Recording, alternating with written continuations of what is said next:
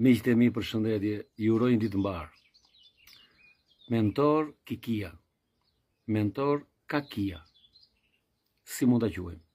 Shikojni nga mbiemri, një analist i madh i kombit ton, një politolog i papar, një, si ta them unë ty, një njeri shumë inteligjent, i cili konsideron shqiptarët dhe popullin shqiptar dele, i konsideron njerëz me bisht dhe thot me ironi që shiko, unë këte tutje do bëhem me Edi Ramën, sepse s'ka rrugë zgjidhje tjetër.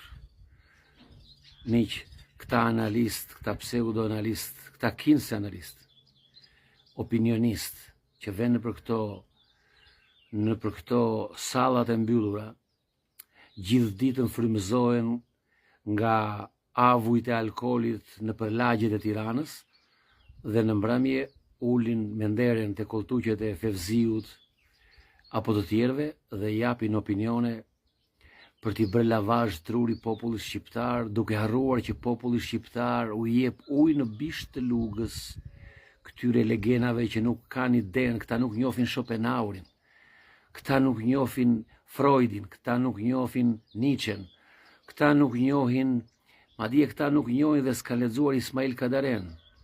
Me të mërshmja, këta bëjnë politik duke mos njohur politologun më të madh që ka prodhuar kombi ynë, Ukshin Hotin. Po e kanë lexuar unë shpohem në hund, si thot shpreha popullore. Dhe këta duan t'i bëjnë lavazh truri popullit shqiptar, këtij populli kaq të zgjuar që di se çfarë bën. Populli shqiptar di se çfarë bën. E ka thënë që në histori, që në kryet herës di se çfarë bën. O Kikia, Kakia, Hurma, ndryshoj mbiemrin se lem nam me këtë mbiemër. Ndryshoj dhe surratin se ma kesi bret kose kur ta ka shtypur kamioni.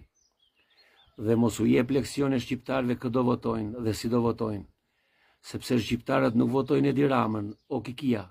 Shqiptarët votojnë atë që besojnë, atë forcë politike që besojnë, ajo forcë politike që si ka vrar Kikia, që nuk i ka vrar vllajin me vllajin, që s'u ka marrë pronat.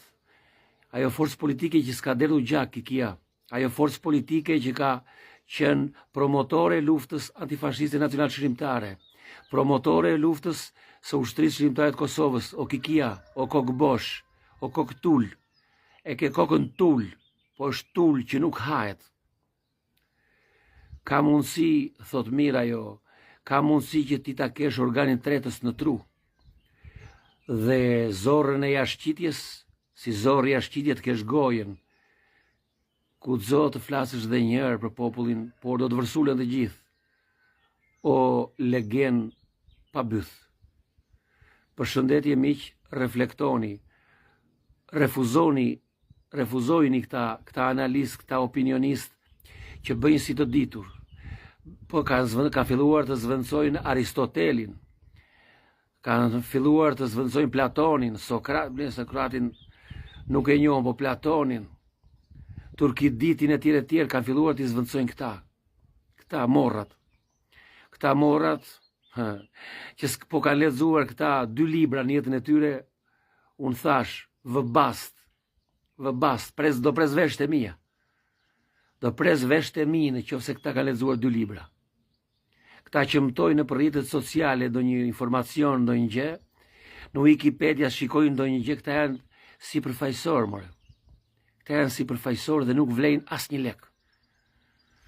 Ju përfaqësoj gjithë shqiptarëve dhe ju uroj një ditë të këndshme. Reflektoni miq, shumë sinqerisht, shumë vllazërisht. Roft komi shqiptar.